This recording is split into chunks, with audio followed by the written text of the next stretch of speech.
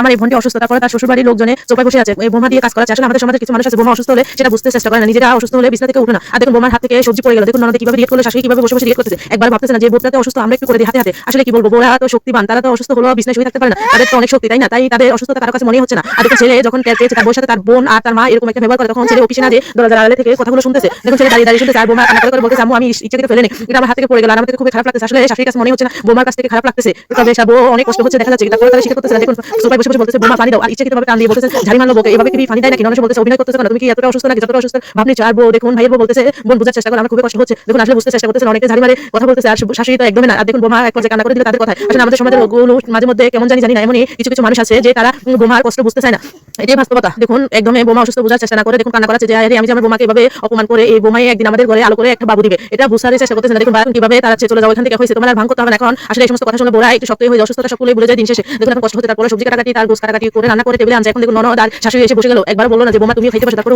বোমা বসে গেল। ভাই মেয়ে কত মজা করে খাওয়ার চেষ্টা করতেছে, মেয়ে বলতেছে আম্মু খুবই মজা হয়েছে, দেখো কেরানটা খুবই সুন্দর। একবারও তারা বলতেছে না যে আমার বোমাকে খেতে দিয়ে সমস্ত ভালো মন্দ খাইতে দিলে তো ভালো হবে তার জন্য। আসলে তাকে খেতে না দিয়ে মা মেয়ে কত মজা করে খাচ্ছে দেখুন, আর ওনাকে কিছু সাদা পরিমাণ ভাত দিয়ে বসিয়ে দিল। আসলে পরে মেয়ে বলতে কথা, তারা তো তাদের চিন্তা করলো, কখনোই ওদের চিন্তা করলো না। এখন দেখার পরে দেখে সত্যি কথা পারেন, এখন বলতেছে মা, বলতেছে তোমরা এটা কি কাজ করলে? এখন বই বলতেছে কখন আসলে তুমি? বলতেছে আসলে আমি অনেকক্ষণ হয়েছে, তোমরা কি করলে না করলে সব শুনছি আমার স্ত্রীর সাথে, আমি বাসায় না থাকাকালীন কি করে না করে তাও জানা হয়ে গেছে আমার। মা তোমরা কি জানো না সে যে অসুস্থ, তোমরা এইভাবে তাকে নির্যাতন করতেছো কেন? আর বোন দেখুন একদম নাসার বন্ধ, একদম ভালো হয়ে গেছে, সে কিছুই বুঝে না। বলছে ভাইয়া তুমি কথা বলো না, আমাদের খেতে হবে না, আমরা খেয়ে নিলাম, ভাবি রান্না করলো খুবই মজা হলো, এরকম বলে বলে মজা নিচ্ছে। আর মায়ের বলতেছে যে আর দেখুন বই একদম রেগে গেল বোনের প্রতি, যে তুমি মজা নিচ্ছ আমার বউকে কষ্ট দিয়ে, সে অসুস্থ তোমরা বুঝতে পারো না, তোমাদের মতো ভাই বোন মা বাবা বলতে ঘৃণা করে, তোমরা এই মানুষটাকে এত কষ্ট দিচ্ছ, তারা সে এতটা অসুস্থ তারপরে তোমরা কষ্ট দিচ্ছ। দেখো তোমরা কি একবার ভাবছো যে এতটা অসুস্থ মাঝে তোমাদেরকে রান্না করে খাওয়াতে হচ্ছে, আর তোমরা কি করো, তোমরা রান্না করে নিজেরা খেতে পারো না? তোমরা চোপায় বসে থেকে আমার ওয়াইফ দিয়ে এত কষ্ট করাচ্ছ, সে একটা অসুস্থ মানুষ, বারবার মাকে বুঝাইতে চেষ্টা করতে চাস, মা বুঝতে চেষ্টা করতেছে না। দেখুন